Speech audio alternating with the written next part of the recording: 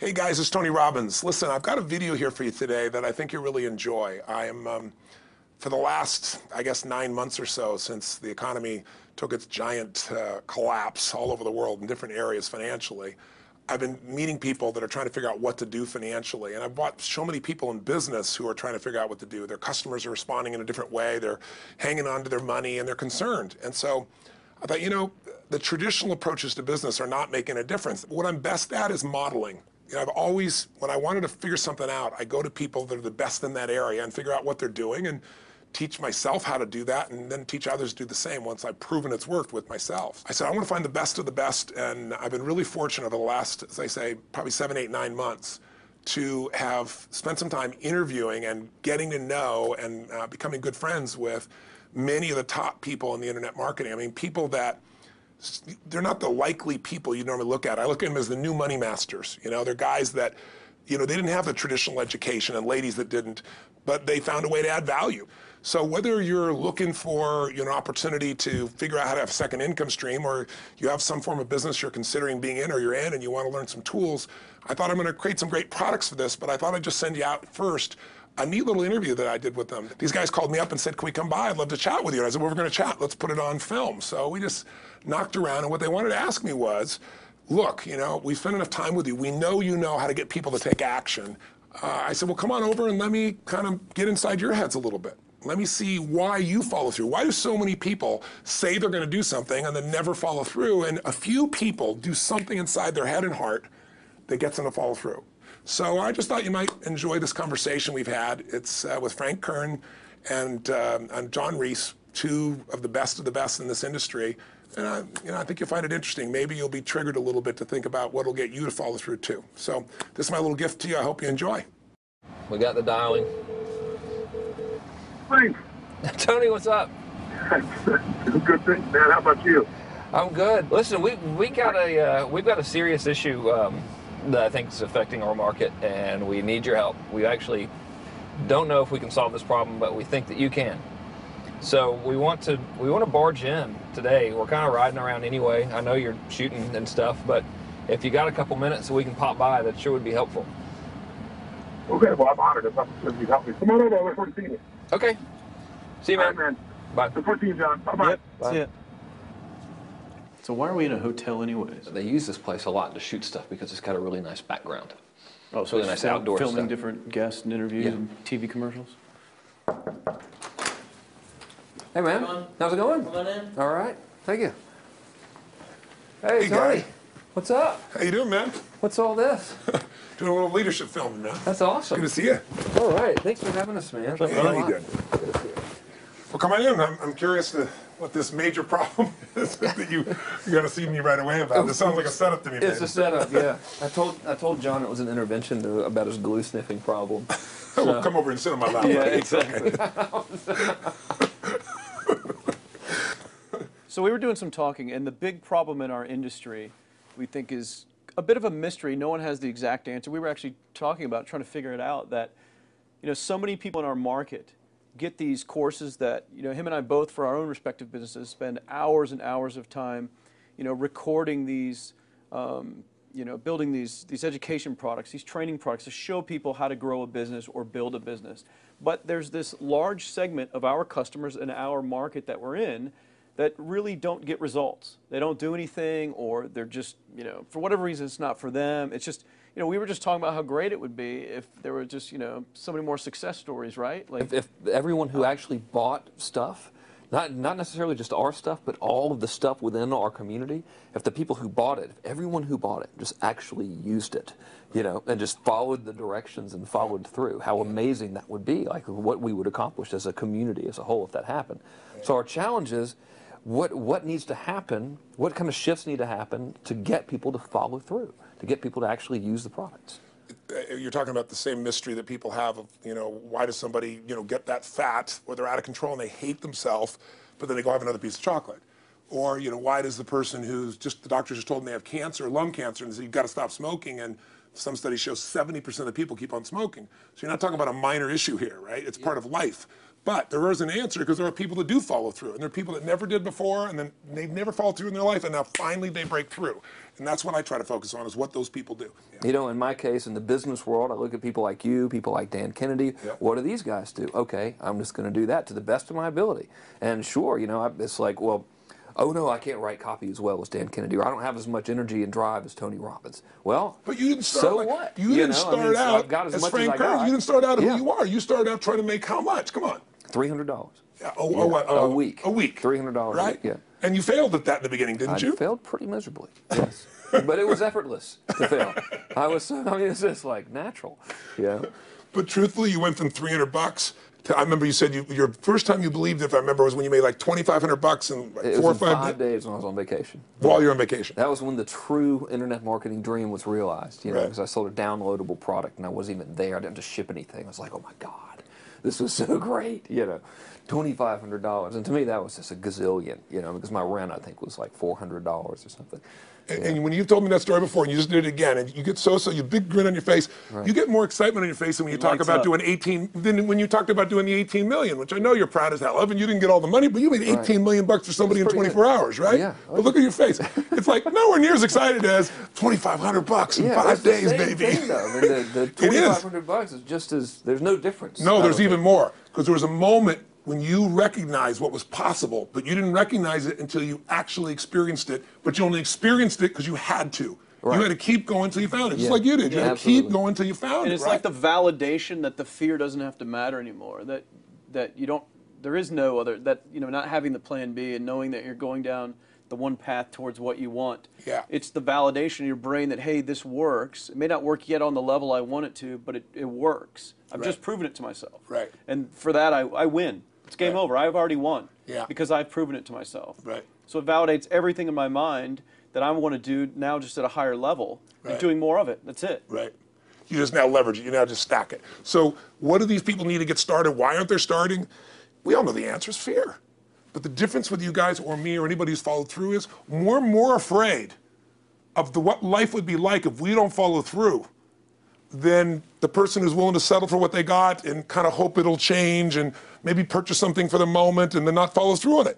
It's almost like people, overachievers, have a little more fear. They're a little more afraid of missing out. They're afraid of not being there, or they got a strong enough reason to follow through. So I'd say if you're looking at home, you want to give somebody some value, go, where do I start? I'm sick of this. That's a damn good place. That's probably why they bought the product in the first place, but now to they're escape not. from that for just a minute. What's that? They bought the product to escape from that state. Just for a moment. minute, yeah. So, because well, guess what? What makes people excited is progress. You don't have to be at the goal yet to feel alive again. You have to make progress. And the first step to progress is making a decision and buying the product. But then they don't do the second step, which is open the damn thing up. I think another powerful distinction that you're hitting on here is the fact that a lot of people that have breakthroughs in their lives, like including Frank and I both in different, success stories, situations, whatever you want to call them, is that, people typically hit rock bottom Yeah.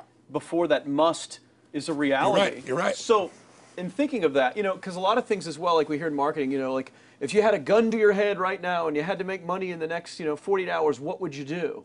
And that really resonates with people. But so I just wanted to bring this into the conversation because I think a big part of the market of all these people aren't people that have their backs completely against the wall yet. That's right. Okay, so they're not in a must situation yet. They're in a desire situation where they're okay in their lives. They do have big dreams and ambitions. They do want greater things.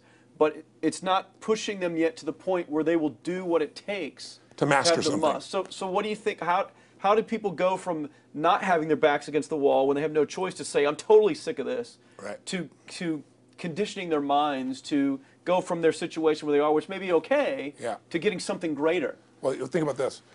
What pisses you off and what excites you is all relative. $300 a week, no, $2,500 excites him more, that memory to this day, than even the $1 million, he did in his first 24-hour version, right? Or you breaking the 4-minute mile, $1 million. That must have been out of your mind. Tell me about that for a second. What did that feel like? You make $1 million in 24 hours. Nobody in history of the internet's done it. Euphoria. Yeah. It was unbelievable. What was your? It wasn't even about the money. That's exactly right. That's exactly right. It right. wasn't really about the money. No, it wasn't. I wasn't thinking like, oh, that's how many cars I can buy. No. It just wasn't. It was just breaking through like another barrier of progress. So at that point, it wasn't about your back to your wall. At that point, what it was really It was about. a further point for my fear, is what it really was. For the point for your fear, and for some people, and I think in some cases, it's also a recognition of who I am and what I'm capable of. So for somebody whose life is already great, this is about, what if I could take on another skill that could create more freedom for my life? And just saying, I'm not going to go out and try and do it all perfectly right now. What I'm going to do for the next 8 weeks, I'm going to create a little ritual. I'm going to do one thing a day to condition my mind, right, so that I get strong, so I follow through. I'm going to read something. I'm going to listen to something. I'm going to immerse myself. I'm going to go for an intense jog, or I'm going to go lift weights, but I'm going to do it consciously to get in a state where I'm going to follow through. That's number one, because people follow through when they're in state. Second, I'm going to get clear about why this is a must for me. It's not because my back's against the wall, but because I want to master an area of life that could create some freedom. I'm not going to master it overnight, but I got the system, I got the plan. I'm going to do one thing a day. I'm going to work on one subject a week. This week's going to be about figuring out what the right product or industry is. Next week's going to be basics of building traffic. And each week I'm going to make a little progress, and I'm going to get to a goal, whatever that is. I'm going to make $1,000, my $300 in a week. I'm going to get to my $2,500. That first $2,500 is the most excited. Unbelievable. The first $300. I remember It's the most life-changing, too. It is the most life-changing. I remember I was supposed to be a truck driver, making $24,000 a year because I'd be making the most anybody in my family had ever made. How'd that work out for you? Yeah, real well. Thank God I'm not driving a truck, right? I think you could pull the truck. I figured out I could like pull it with my finger, man. I could do it with my teeth. I could pull it with my teeth, right? 36 grand a year was the goal. If I could make 3 grand in a month. When I did that, I was out of my mind. And then it was like, could I make 10 grand a month? Then it was 10 grand in a day, then 100 grand a day. Then could I make $1 million in a day? I had a day where I made $400 million in a day. The stock value of the company I took public, my personal stock. But it was probably after I did it, though, so it doesn't really count. I'm just joking. You're right. People don't remember who's first, Tony. 400 million, $1 million. Yeah, who cares? Who cares? No, I'm not saying that's to brag. amazing, though. I'm not saying to brag. Of It's course. because they told me when I was on stage, I had this audience of about 15,000 people at the Continental Center. It was during a stretch break. I was doing what I loved, rocking the house. Everybody's going crazy. And they go, the stock's worth $400 million right now. I was like, wow, that's cool. It's like, okay, no one sounds stupid. It's like, what's next? And I went right back to what I loved. Once you break through, then it just becomes a game. The people that are getting your products have not yet broken through in most cases. The breakthrough happens by conditioning your mind every day, by feeding it a role model or story. It's putting yourself in a peak state where you follow through by getting physically strong. It's creating a little ritual of doing a little bit each day, and then you get momentum. But the most important thing of all is what we started out with. Why? Absolutely. Why is it a must for you? It doesn't have to be you're against the wall, but it has to be something you're hungry for, because the only difference in people is hunger. And if you're not hungry, get around people that are hungry and something will hit you. You watch a conversation, you get around people that are doing better, and all of a sudden you start going, my life sucks. I remember I went to a guy in LA. He's one of the most multi-billionaire guy, I'll never forget. And I lived in the Del Mar Castle, and I was really proud. That was like the symbol of me having taken myself from being poor to providing for my family this great place. It's built from castles in Europe overlooking the ocean, not far from you. And I went to this guy's house. He's a billionaire. He took me down to his wine cellar. I don't even drink wine. Went through this whole thing. At the end of the night, I was depressed. I lived in the Del Mar tenement, as far as I was concerned. I really was. I was like, I live in a crappy place, and all my standards changed. All of a sudden, I wasn't willing to settle for living that. All of a sudden, my back was to the wall in a different way, because as a man, I knew I was capable of more. So people can change their standard by getting around where it's better. People can change their standard by getting associated with what's true, like the bills they got to solve, the problems they got to do it. Or they can do it because they're excited, because it's something new they want to take on. Everyone's different, but they got to find the why, and they got to come up with some daily rituals to get them going, and just do a step at a time. That's where you get momentum. Awesome.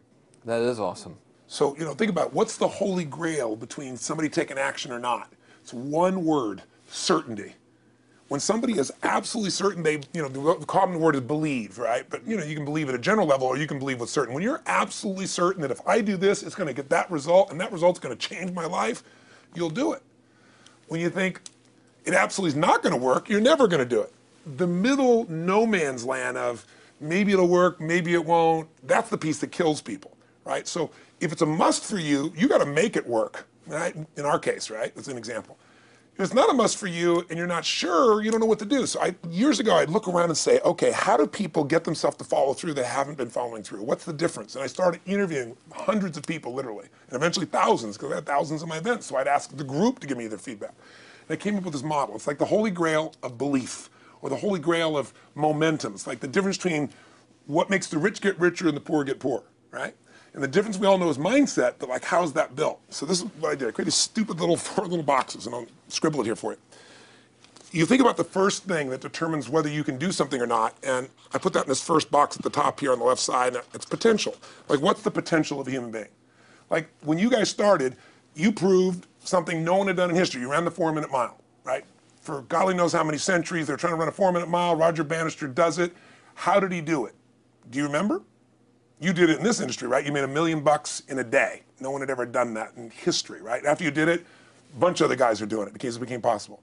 Roger Bannister didn't just go physically practice. He made a shift in his head.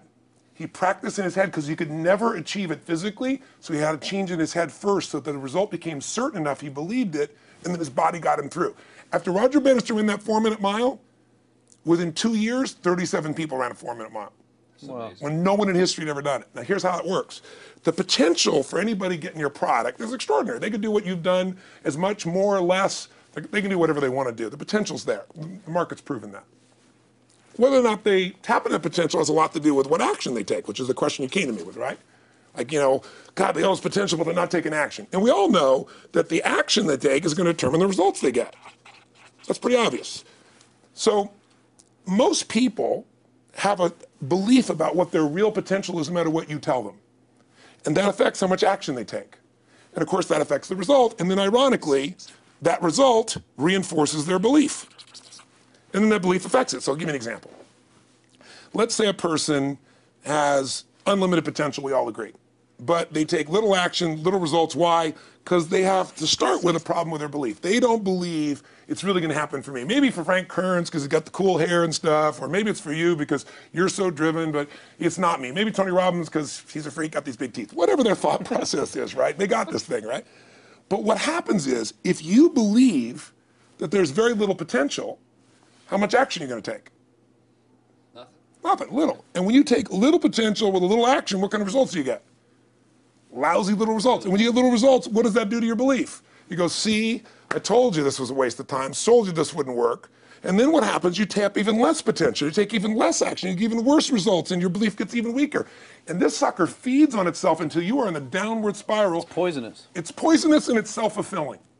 Now, what if something could happen that could come along and fill you with a sense of absolute certainty? Not like I believe, but mean where you know. In you guys' case, mine as well, we knew because we had to. Because we burned the boats. There was no other option. We had to find a way. We weren't going to live that way. We all did it in different ways and for different reasons, but in essence, that was it. If you get yourself in a state of certainty that this is going to work, I'm going to find the way, and if this doesn't work, I will make the way, then you tap a lot more potential. And when you're certain in your potential, you take massive action. When you take massive action, you really believe in something, you get great results. When you get great results, your brain goes, see, I told you I was a stud. I told you this thing would work out. Now you're even stronger. You tap more potential, take greater action, greater results. That's how you went from $300 in a week to $2,500 in 5 days to $100,000 in a month to $1 million in a day. Same thing with you. And we get momentum. That's why the rich get richer and the poor get poorer. Now some people go out and they go, well, I'm going to take a bunch of action. All right, I'm going to open this product. I'm going to try it. And they'll say to you, I even did it. But it's like a salesman who goes and knocks on the door, and he knocks on 100 doors and says, You don't want one of these, do you? yeah, exactly right. You know? And even if he doesn't say it verbally, his face says it because he doesn't believe it's going to work. So his voice, his body, the execution is so weak. Maybe if he talks to 100 people, somebody's going to buy out of pity. They don't want his kids to starve, right? But he's not going to get the result. So the core difference in people is how do you produce certainty when the world isn't giving it to you? You go out and you try. In your case, you're 100,000 in debt, nothing's working. How do you keep yourself going? The way you did it, the way I did it, the way you're doing it, we may not have done it consciously, is we didn't change our potential, that was there. And it wasn't even taking more action. Taking more action with a belief it's not going to work, it's not going to change anything. We got results in our head that made us feel certain as if it had already happened. True or false for you? True. Right? So give me an example so people know I'm not just making this crap up. Well, I mean, just like when I had nothing, I already knew I was driving like Ferraris and Porsches and stuff because I always wanted those cars. I already knew I was going to have them. It was inevitable. Right. I inevitably, that was just my inevitable outcome. But how did you do that? Did you have a ritual? Did you think about it regularly? Was it one time you thought about it, or was it something you had an obsession towards? I had an obsession towards it. I mean, I used to work at a video store, which was the last job I ever had in my life. Thank God. And I used to go to work almost every day. and I used to bring 2 magazines with me to read on my breaks. Entrepreneur magazine, just to read about business and everything else, and read about what other people are doing, look for role models. And I used to carry an Auto Trader with me. And I used to look at Porsches that were for sale. And people always used to ask me, what are you doing with that Auto Trader magazine? I'm like, well, I'm just picking out the Porsche that I'm going to buy. Which probably got you a lot of crap. I did. People made fun of me. I actually had a boss at that job tell me, you know, you really shouldn't do that to yourself, John, because it's very, very likely that that is never going to happen. That it's very likely that you're never going to have that car. That's the kind of belief he was trying to put in my head. And I was like, no, you don't realize that it's inevitable that I will drive here sometime in the near future with that car when I'm not working for you and drop movies off for you to put back on the shelf. And that actually happened. And it was one of the most fulfilling days of my entire life. And the great thing was when I pulled up in this car, I was, you know, I was in my mid-20s. A car that most mid-20s. What kind of car was it? It was a Porsche 911 Turbo. It was a convertible and everything. It was a beautiful car. It was one I always dreamed of having.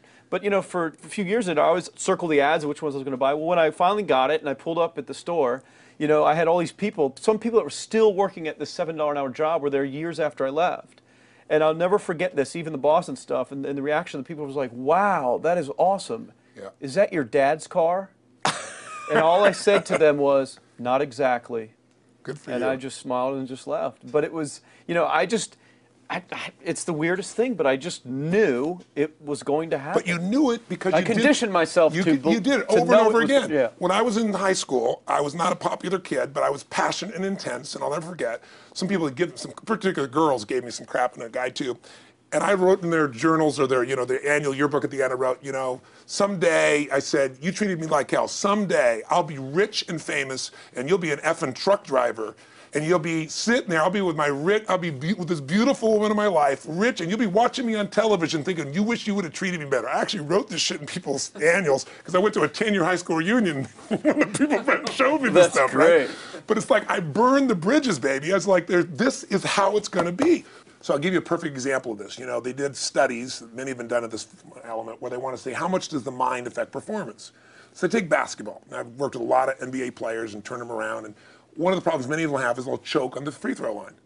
You know, well, everybody knows in that case, if you normally shoot really well and now you're not, something's interfering, something's getting in front of your state, some uncertainty, right? Obviously. So they take a group and say, we're going to make them better.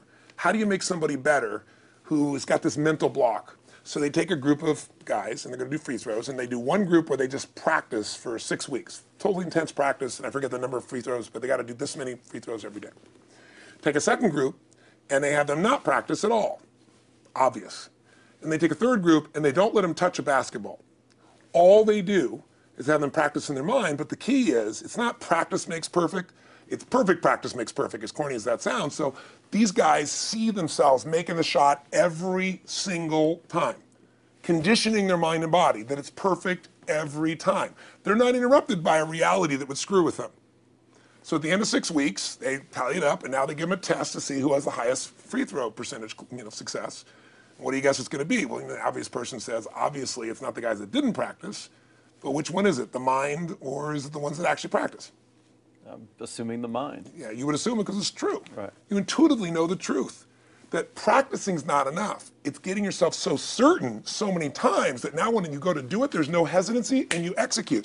It's having that absolute certainty that makes you tap your full potential, take massive action, get massive results, be reinforced having stronger belief. This is what makes somebody a star at anything. It's like Jack Nicklaus, the golfer. He visualized every shot and where it was going, landing right where he wanted it before he ever hit it. Every single time. And what do most golfers do? Every single time.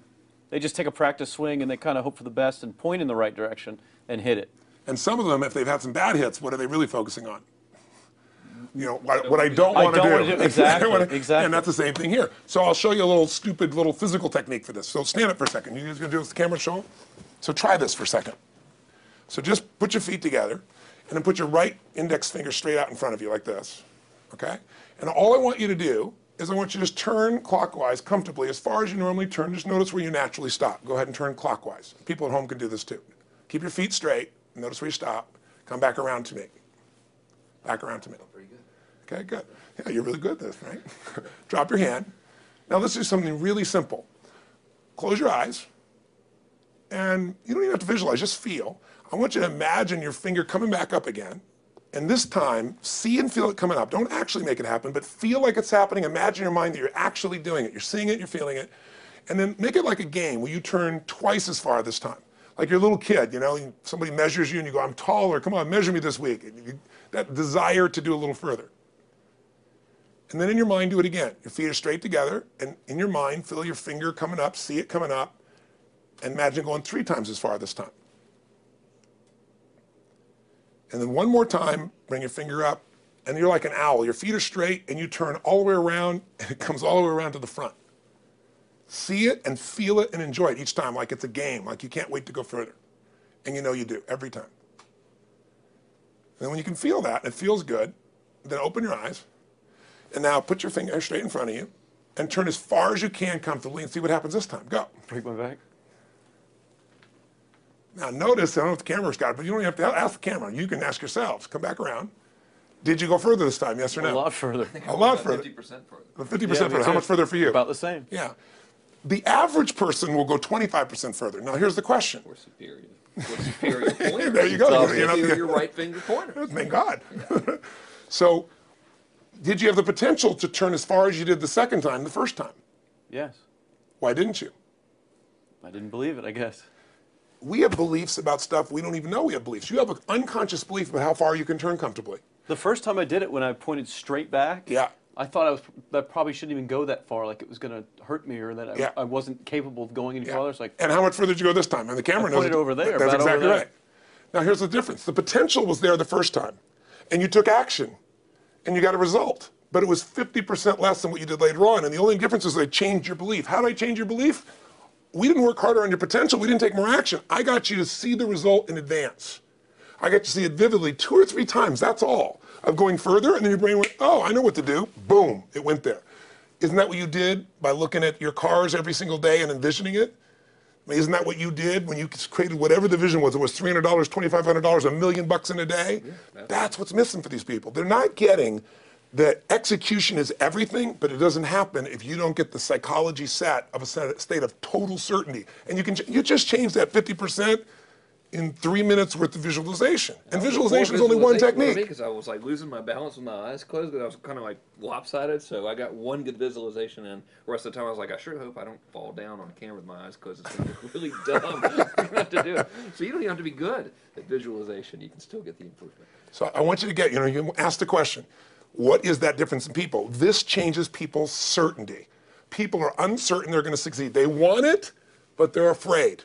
The best way to deal with a fear is get a big enough reason that makes you have to succeed, or condition yourself where you see it and feel it so often that you're certain that you just do it. That's all it really takes. That's awesome. You know, this worked. I was thinking this while you were talking about going to the Sit down so we can hear this, and we'll go. You were talking about working in the video store and looking at the Porsches and stuff. I used to drive around in my car, doing the cold calling with the credit card machines. And one way that I would avoid cold calling, the pain of like cold calling and knocking on doors and everything, would be to listen to your stuff and listen to Jim Rohn's stuff. Wow. Just drive around, no particular destination, just to listen to it. And strangely, I still like to drive around. I prefer to listen to that stuff in the car for some reason. It's because it's where you got imprinted. I guess. I mean, it's like, well, just drive up and down the coast and check out the ocean. Yeah. So I would drive around, and I would envision myself holding those types of seminars and teaching people that kind of stuff. And 3 weeks ago, I was teaching a seminar in San Diego, and I was talking about beliefs and envisioning things, and I had to stop. And I shared with the audience, I was like, you're not going to believe this, but I actually used to envision this very moment of me talking to you right now. So it really, really works. Definitely works. Makes a difference, I'd say. I'll tell you what, I worked with Andre Agassi in 1993, I think it was. He'd been #1. He dropped to 32nd in the world. And he was literally ready to quit with no exaggeration. His father was managing him, and he was so angry with his life. And he went through some, I think, wrist surgery at the time, and he's working on his swing. And he was dating Brooke Shields at that point. They weren't married, even not his current marriage, obviously. And so she said, you got to come see Tony. She goes, I don't need motivation. He goes, he's not motivation, man. He's strategy. He'll show you how to make that shift in your head. So he comes. I work with the guy. In the beginning, he's saying, do your magic stuff. Like, oh, yeah, great, thank you. And I said, tell me, if you ever hit a tennis ball perfectly, and I'm trying to get him in the zone to remember that time, like you visioned, where he was perfect at it. He goes, of course I have, and I get him vision over and over again. And finally, he's in the zone. He's feeling that again, right? He's seeing it, and he's feeling certain, and the swing is going perfect. And I said, how's that feel? He goes, it feels perfect. I said, but are you thinking about the swing? You're not thinking about the swing. You're not thinking about how to do it. You're just seeing the result you want so vividly that it's there. So all I did was train him how to go in that state over and over again. He won the next weekend. The second weekend, he came in second. Within 6 months, he was #1 in the world again, and he gave me unbelievable credit. But all it was conditioning the mind. You did it with tape, so did I. We were just talking about this earlier, Pam and I used to go when I was 17 years old down to downtown Los Angeles, this place called Night Education, K-N-I-G-H-T, like at the night. And I'd save up all my money, work as a janitor, and I would get these tapes and listen to these things over and over and over again. I went there for years, and I didn't have enough money, and I leveraged everything I had, but I knew how to train my mind. It's the one thing I knew how to do. This man's name was Mario. I saw him in his 80s. You know, he obviously knows how my life turned out and was very proud of the role he played in that process. He used to tell people the story. This guy's the real thing. He didn't just start out this way. This is how Tony did it. He listened to these tapes. He conditioned himself, right? This is the real stuff. He passed away a few years ago. I'm calling his house, and he passed away, and his daughter was there, and she wanted to share with me that how I touched his life and so forth. But the best thing was, I thought, you know what? I want to get those tapes. I want to get that stuff that conditioned. You know, I want to go back to that moment like you did of, you know, that moment was visualizing, now I'm living it. And she said, he left all this in his will to you. So I have all these tapes now that are from the time when I originally went through, and like I'd go to sleep and I had these sleep tapes that conditioned my mind to believe that I could succeed even when I was sleeping, or to build energy in my body. And anybody who wants to succeed has got to know it doesn't just happen. You can buy a product, but you also, with that product, have got to condition yourself. You got to make it a must, and you got to get a ritual. And if you do it, whatever you used to dream about you thought was so huge, you'll just live it. You'll live it like you lived this yesterday. Like we're all living the life that we envisioned because we had to, and because we played this game with our head. We got the belief to be real by seeing it enough times and feel it enough times till our brain believed it, and then it made it happen. Which raised the potential, which made us take more action, which got us better results, which raised our beliefs again. That's right. And then that's why the rich get richer and the poor get poorer. So instead of bitching about it, change it. And this is how you change it. It's like a self-fulfilling prophecy. Completely. It's pretty easy to change. Just that one simple exercise was amazing. I'm still like, holy crap, you know, I wonder what else I can do now. But look what most people do. Most people do the opposite of that, right? They get the product or they think about doing it, and what do they envision? It not working. That's right. The excuses. So they envision it not working. As soon as they envision it not working, they feel uncertain. As soon as they feel uncertain, how much potential they tap? Little, if anything. And so they send back your product, and they didn't listen to the damn thing, you know? And guess what? What does that do, by the way? They make that as another lousy result in their life. I didn't even follow through on that, and they believe even less. This process is the Holy Grail. It's where the whole game changes, and anybody can do it, and they can do it in a few minutes. And if they do it a few minutes each day, then they get a different life. They do it a few minutes one time, their life changes for the day. We're defined by our rituals. Everybody's got rituals, certain things they do every day. And what we three have in common, and anybody that I know of who has a life that they're living that was once a vision, is we saw it again and again and again, even when it didn't work, even when you lost 100 grand, even when I'm working as a janitor, there was something we would not give up on. And if somebody watching wants to change their life, they got to decide what they won't give up on, and then put themselves in the state of momentum by a couple little rituals. That's all it takes. And I think especially when it comes to anything related to making money, like making money products or promises or courses, people are so inundated with scams and all this garbage, true garbage, that, you know, their natural thinking is that they're so skeptical. It's like they fall into the conditioning of, well, if anything's ever going to work, that thing has to prove it to me before I believe anything. So when they go to approach the thing to make more money with, they're like, well, I'm starting at zero, and this thing has to prove to me that it has any potential at all before I believe that it will. Don't you agree with that's the case? Unfortunately, I agree it's the case, but here's the truth. When somebody says to me, in my business even more, because a lot of people think I'm a motivator. I hate that term. That's never been what I've done. I do believe in energy, and I'm passionate. You know, they see 10,000 people in a room rocking, they go, oh, he's motivating them. I believe in peak state. You get a top athlete, you get in a concert, and you get in state, right?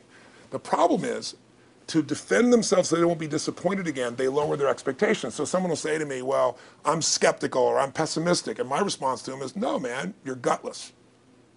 It takes no guts to be skeptical. You don't have to have any capacity to be a critic. And now with the web, you don't even have to own that you're the one being the critic. You can burn somebody and, you know, anonymously, right? I said, you know what? It takes guts to believe. And if you think something's going to do it for you without you putting your guts on the line, you might as well forget it right now. So this idea that I'm skeptical or they got to prove it to me, it's the biggest lie. What that really is your fear talking. You're so scared of failing, you don't even want to get your hopes up. And if you don't get your hopes up, you might say, well, what if they get their hopes up and somebody gets disappointed? How many disappointments have we experienced in our business careers and in our lives? The difference is some people take disappointment and let it destroy them. Other people take disappointment and let it drive them. And you get to choose. Are you going to turn this thing into why it didn't work and a bunch of stories and excuses, or are you going to take this thing that didn't work and figure out what are you going to do to make it work? And it may not happen the first time, the second time, the third time, but the people that are relentless find the way.